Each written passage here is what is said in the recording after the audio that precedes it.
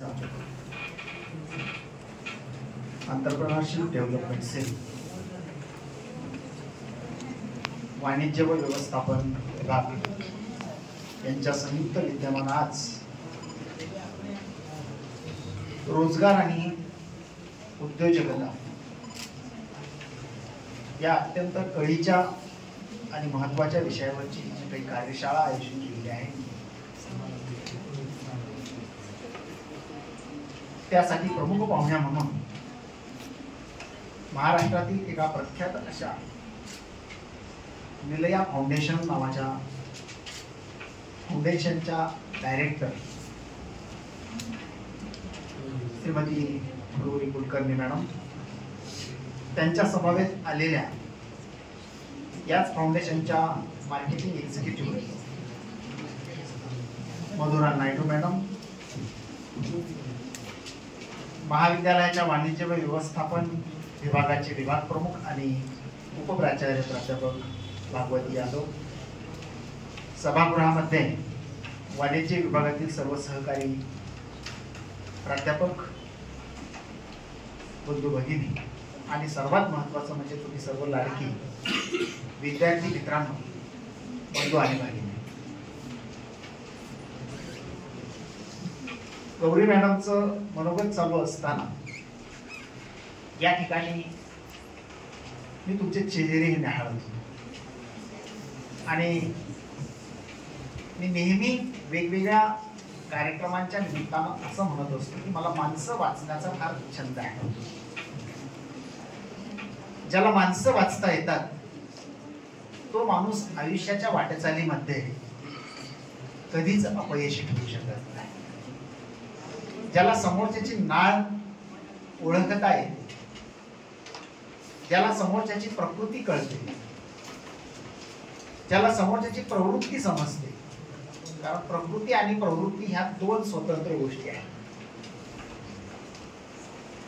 आणि त्यानुसार जो धोरण आखतो आणि राबवतो तो माणूस आयुष्यात कधीच अपयशी ठरत नाही. आणि ते काम मी नेहमी करत असतो ज्यावेळी मी शांतपणानं निरीक्षण करत असतो. वाणिज्य आणि व्यवस्थापन ही जी शाखा आहे या शाखेच्या अनुषंगानं सुरुवातीला गौरी मॅडमनं बीकॉम म्हणजे बेकाम असा जो पाहण्याचा दृष्टिकोन आहे त्याच्यावर नेमकं बोट ठेवलं आणि त्यानंतर मग या विद्याशाखेमध्ये किती विविध प्रकारच्या संधी आहेत, किती विविध प्रकारची क्षेत्र आहेत, किती विविध प्रकारच्या मार्गांनी आपल्याला जाता येऊ शकतं आणि जायचं असेल तर ते कसं गेलं पाहिजे या संदर्भामध्ये खूप दाखले देऊन पौराणिक आहेत, ऐतिहासिक आहेत, सामाजिक आहेत, असे दाखले देत देत देत देत देत तुमच्या पुढे हा विषय मांडला. मित्रांनो, आपण गेल्या 2 वर्षांपासून या महाविद्यालयामध्ये रोजगाराभिमुख शिक्षण हे सूत्र समोर ठेवून स्किल इन्हान्समेंट प्रोग्रामच्या अंतर्गत प्रत्येक फॅकल्टी वाईज, सब्जेक्ट वाईज प्रचंड मोठी चळवळ हाती घेतलेली आहे. आणि ही चळवळ हाती घेतलेली असताना महाविद्यालयातल्या प्रत्येक विद्यार्थ्याचं हित, बर का बाळा, तो उशिरा शिकणारा प्रत्येक विद्यार्थी हा कोणत्या क्षेत्रात यशाच्या उच्च शिखरावर जावा, त्याच्या आवडीच्या क्षेत्रामध्ये त्यानं पदार्पण करावं. मग तो वाणिज्य शाखेला आलेला आहे म्हणून त्याला कल्चरल शाखा किंवा सेक्शन म्हणजे वावडा आहे अशातला भाग नाही. आणि मग एक खुलं असं वातावरण आपण महाविद्यालयात निर्माण केलं की त्या विद्यार्थ्यांमध्ये ज्या क्षमता आहेत त्या क्षमतांना डेव्हलप करावं, विकसित करावं आणि त्याला एका उंचीवर घेऊन जावं. मग ज्यावेळी आमच्या साक्षी गांगर्डे सारखी विद्यार्थिनी, तुमच्याच मला वाटतं फॅकल्टी तूच ना, या विद्यार्थिनीमध्ये काहीतरी वेगळं दिसलं, तिला त्या पद्धतीनं पुढे न्यावं, तिला त्या पद्धतीनं काही संधी द्याव्यात, यासाठी आपण त्या क्षेत्राच्या अनुषंगानं तिला मोटिवेट केलं. म्हणजे मला फक्त आठवलं म्हणून सांगतो, काल एक ब्रोशर आलं आणि मी ते ब्रोशर आल्याबरोबर म्हणजे मला ज्या विद्यार्थ्यांमध्ये जे गुण आहेत ते कायमचे मेंदूत बसलेले असतात. मी ते ब्रोशर लगेच आमच्या सांस्कृतिक विभागाच्या प्रमुखांकडे पाठवलं आणि खाली मला तिचं नाव अचानक आठवेना म्हणून म्हटलं खाली फक्त पोरे नावाची जी कविता सादर केली ती त्या मुलीला हे पाठवलं असं फक्त मी म्हटलं. तर ती एक मोठी ऍक्टिव्हिटी आहे, त्याच्या अनुषंगाने ते ब्रोशर. सांगायचं तात्पर्य असं आहे की या महाविद्यालयात शिकणाऱ्या प्रत्येक विद्यार्थ्यात काय क्षमता आहे ते हिरणं, न्याहाळणं आणि त्यांना त्या संधी देणं. आणि जे थोडेसे जरा अंकिता, मागच्या वर्षी आपण ज्यावेळी फूड फेस्टिवलचं आयोजन केलेलं होतं याच सेलच्या अंतर्गत, आणि त्या फूड फेस्टिवल मध्ये अनेक विद्यार्थी वेगवेगळ्या पद्धतीनं त्यांच्यातल्या व्यावसायिक कौशल्यांना व्यक्त करण्याचा प्रयत्न करत होते. त्यावेळी मी तिच्यामध्ये काही गुण पाहिले आणि त्यावेळी मी म्हणजे सरांना असं म्हटलं की आपल्या महाविद्यालयाचं जे काही कॅफेटेरिया आहे, कॅन्टीन जे आहे, हेच एंटरप्रेन्योरशिप डेव्हलपमेंट सेल अंतर्गत किंवा कमवा आणि शिका योजनेच्या अंतर्गत विद्यार्थ्यांच्या माध्यमातून रन करावं, त्यांच्या माध्यमातून हे चालवावं, त्यांच्यामध्ये व्यावसायिक कौशल्य यावीत या पद्धतीनं पाहावं. मी ही दोन फक्त प्रातिनिधिक उदाहरणं घेतली म्हणजे याचा आता इतरांमध्ये काहीच गुण नाही अशातला तुम्ही विचार करू नका. सांगायचं तात्पर्य आहे की आज हा जो काही उपक्रम आहे हा उपक्रम म्हणजे केवळ टाइमपास करून करण्यासाठीची गोष्ट नाही किंवा काहीतरी एक रिकामी जागा भरून काढायची आहे म्हणूनची गोष्ट. विशेषत्वानं कर्जत जामखेड सारखा परिसर हा दुर्लक्षित, दुष्काळी अशा अनेक अंगानं पाहिला जायचा. दुसरीकडं वाणिज्य शाखा आणि त्या अंतर्गत ज्या अनेक प्रकारच्या संधी आहेत त्याच्या बाबतीत ग्रामीण भागात प्रचंड मोठा गैरसमज असतो. असं काही नसतं तरी सुद्धा. आणि मग या महाविद्यालयातल्या या शाखेत शिकणाऱ्या विद्यार्थ्याच्या समोर नसल्यामुळं आणि काही एक मानसिक आपल्या ज्या काही सवयी असतात, जसं मी मगाशी याचा उल्लेख केला की काही मुलं जरा जास्त स्थितप्रज्ञ असतात. जास्त म्हणजे मला एक छोटासा फक्त किस्सा आठवला. दोन मित्र अत्यंत जीवश्च कंठस्थ. त्यातल्या एका मित्रानं एक छोटीशी शिकवणी वर्ग सुरू केला आणि सुरुवातीला तो 5वी 6वी 7वीच्या मुलांना घेऊन आपलं शिकवायचं. त्याच्यातून त्याला 100 200 300 रुपये असे मिळाले. त्यांना अत्यंत मन लावून तन्मयतेनं ते काम चालू ठेवलं. पुढे हळूहळू वरच्या वर्गाचे असे विद्यार्थी त्याच्याकडे वाढत गेले आणि पाहता पाहता पाहता पाहता त्याची एक छानशी अशी अकॅडमी निर्माण झाली. ज्या अकॅडमीत आणखी 5-7 जण येऊन जॉईन झाले आणि तो वेल एस्टॅब्लिश झाला. आणि मग त्याच्या बरोबरीनं शिकणारा एक जास्त म्हणजे हुशार असलेला परंतु जास्त स्थितप्रज्ञ असलेला ओव्हर जो मित्र आहे त्याला वाटायचं की हा सुद्धा इतका हुशार माझ्या बरोबरीनंच शिकलेला आणि हा किती डेव्हलप व्हायला हवा होता. एक दिवस तो असा झाडाच्या सावलीमध्ये उन्हाळ्याचे दिवस शांतपणे बसलेला असताना हा आपला तिथून चाललेला अकॅडमीवाला आणि त्याने तिथं गाडी वगैरे बाजूला लावली, उतरला, त्याच्या जवळ गेला. जवळ जाऊन त्याच्याशी तो बोलत होता की अरे तू करतोयस काय? काय करत नाही, फक्त आता झाडाखाली ना शांतपणाने उन्हाळ्याचे दिवस आहे, या गार हवेत नैसर्गिक मी आराम करतोय, मस्त छान पैकी चालतंय. पण अरे छानपैकी म्हणजे काय, दुसरं काय करतोय का? काय नाही, बसतो आता आणि आराम करतोय. अरे म्हणे तू दुसरं काहीतरी कर ना, तू किती हुशार होतास. हा मी पहा म्हणणे आधी सुरुवातीला अशी 4 मुलं घेऊन शिकवणी सुरू केली. नंतर मग मी त्याचं अकॅडमी करता येतं. आम्ही पहा किती स्वतःचं सगळं व्यवस्थित सेटल केलंय. म्हणजे मग पुढं काय, अरे मला एकदम चांगल्या घरातली मुलगी चालून आली सुंदर, हा माझं लग्नही झालं, आज माझं घर झालंय. आणि पुढं अरे मी किती आता सेटल झालोय पाहणं, आज माझ्याकडे 4 व्हीलर आहे, बंगला आहे. हा आणखी परत बोलतो, मग आणखी पुढं अरे म्हणजे मी किती मजेत आहे, आता किती छान चाललंय माझं. पण मी झाडाखाली बसून छानच आहे. विचार करण्यातल्या दोन वेगवेगळ्या प्रवृत्ती. हा अतिस्थितप्रज्ञ आहे ओव्हर प्रमाणापेक्षा. मला सांगायचं काय आहे बघा, की ज्या वयात ज्या गोष्टी करायला हव्यात त्या वयात त्या केल्या पाहिजे.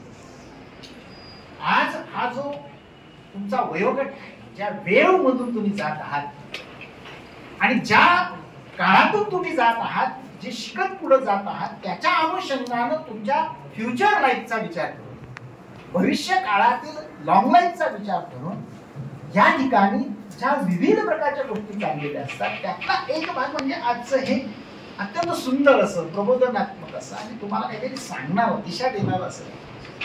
नेमकं हा वयोगटच इतका द्वाड असतो ना, या वयोगटात चांगलं जे आहे ना ते माणसाला आवडत नाही.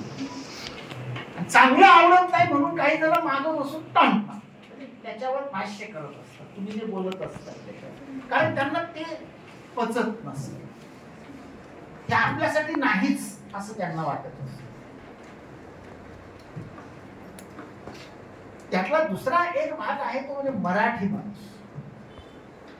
म्हणजे तुम्ही अत्यंत छान पद्धतीने हे सगळं सांगत होता आणि खरं आहे, यातल्या प्रत्येकानं ठरवलं तर तो प्रत्येक जण स्वतःचा स्टार्टअप सुरू करू शकतो. काय वा करू शकतो की नाही, बरोबर. या पोरीनं मागच्या वर्षी एक ऊसाचा गाडा आणला होता आणि ती स्वतः ते आकत ते मुलांना रस वाटत होती. मी ते पाहिलं तिच्या कष्ट करण्याची तयारी, तिची धडपड. तिला म्हटलं पुढच्या वर्षीपासून कॅन्टीन तू चालवायचं.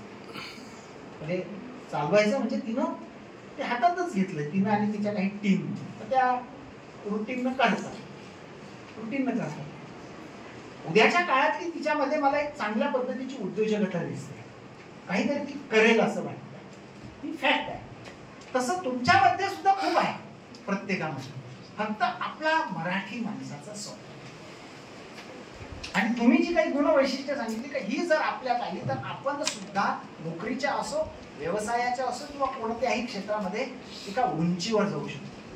पण आपल्या स्वभावातले काही, मराठी माणसाच्या स्वभावातले काही दोष असतात, खरं तर त्याला आम्ही गुण म्हणतो, पण व्यवसाय किंवा यशस्वीच्या मार्गातले ते दोष आहेत. सुरेश भटांनी त्यांच्या एका गझलेमध्ये फार सुंदर असं म्हणजे विश्लेषण केलेलं आहे. ते म्हणतात की खातो मी साय मराठी दुधाची, कुणाचे उंबरे मी झिजवू कशा.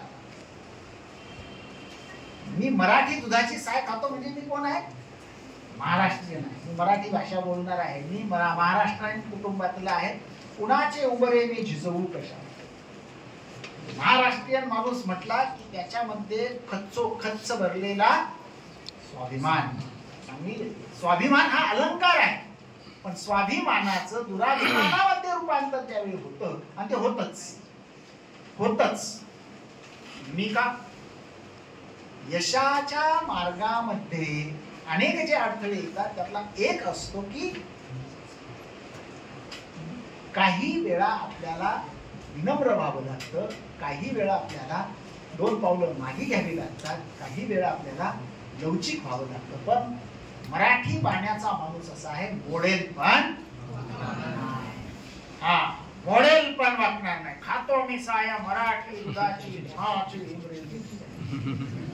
आणि मग एक दिवस उडून पडतो कोलमडून, तरी हा मागा. पण यशाच्या उच्च शिखरावर जायचं असेल तर लवचिकता, विनम्रता ह्या गोष्टी फार आवश्यक असतात आणि इथं आपण कमी पडतो.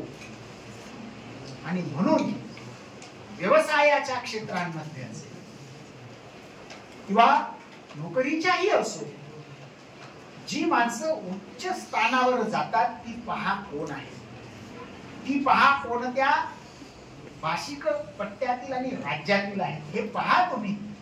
आणि मग त्यांच्या नावानं बोटं मोडण्यापेक्षा आणि खडक मोडण्यापेक्षा आपण आपल्यामध्ये काही परिवर्तन करून घेणं, आपल्यामध्ये काही बदल करून घेणं आणि आपल्याला त्या पद्धतीनं पुढे नेणं हे फार. आणि यासाठीच्या ज्या तुमच्या व्यक्तिमत्वाला घडवणाऱ्या कार्यशाळा असतात त्यातलाच एक भाग म्हणजे आजची ही कार्यशाळा.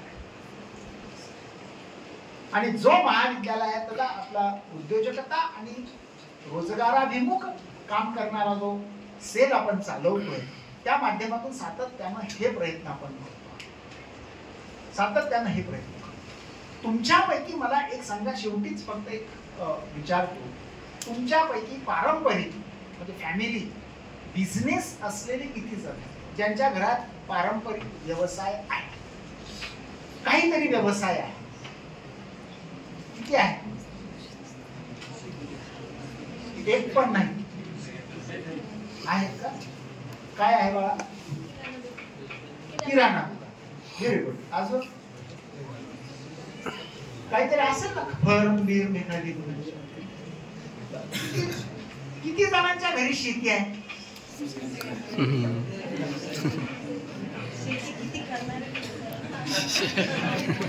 पण शेती हा सुद्धा बिझनेस आहे, हे तर मान्य आहे का तुम्हाला? हे तर मान्य आहे का? आणि मग आपल्यामध्ये असलेले न्यूनगंड आणि गैरसमज काय, किंवा तो व्यवसाय धंदा किंवा काय हे काय आपलं काम नव्हे. मॅडमनं ते HR वगैरे ह्याच्या काही गोष्टी सांगितलेल्या आहेत. म्हणजे त्या ज्या पोझिशन्स असतात कंपन्यांमधल्या, त्या ज्या पोस्ट असतात कंपन्यांमध्ये, त्या प्राप्त करण्यासाठी सुद्धा काय केलं पाहिजे आतापासूनच हेच त्या सांगत. आणि काहीच करायचं नसेल, फक्त आपल्याला आयुष्यभर शेतीतच राबायचं असेल तर शेतीला बिझनेस मध्ये रूपांतरित करण्यासाठी सुद्धा हीच स्किल्स आवश्यक आहे. तिथं असं नाही चालणार. म्हणजे कष्ट करण्याची आपली तयारी आहे सगळ्यांची, पण कष्ट करताना त्याच्यामध्ये सुद्धा स्मार्टफुलनेस असतात. कारण तुम्ही जे काम करणार आहात ते हार्ड वर्कच्या जोडीला त्याला स्मार्ट वर्कची सुद्धा फार महत्वाची जोड द्यावी लागत असते.